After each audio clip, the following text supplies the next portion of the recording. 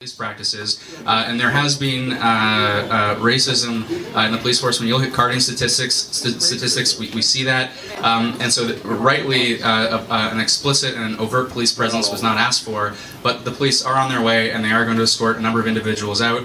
As I expressly said multiple times, don't interrupt, act like an adult. This is a safe space for all of us to have a conversation, and we're going to get to questions. I don't know why people feel compelled to ask the same questions they wrote down, yelling at my federal colleague. It's unacceptable and it's childish, and a number of people are going to leave. If wasn't a safe space. You are one of the people. If anyone else plans on interrupting throughout the evening, know that you're going to be escorted out as well. So please act. And I thought to myself, what am I going to talk about at the Economic Club of Canada in regards to racism? It was the first time they had someone come to talk about the issue. And I thought about that speech for a long time before I started writing the speech.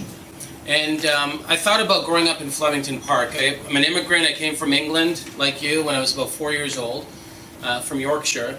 And it was interesting because I grew up in a neighborhood that was very multicultural. And my mother is white, my father's black.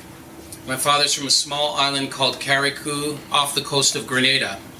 And I grew up in that neighborhood, and there were white kids there, Greek kids, Chinese kids, Filipino kids. Pretty much a reflection of this room grew up in my neighborhood. It's a good experience for me. And we all kind of stuck together. When people came into our neighborhood and they wanted to give us trouble, we all kind of stuck together. And, we grew up and we looked after each other.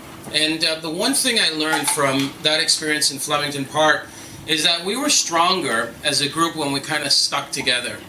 And, it's interesting. When we look at society today, and it's really hard talking about racism, because we look at Ontario and we think this is the greatest place on the planet, it's a great place to live, we love Canada.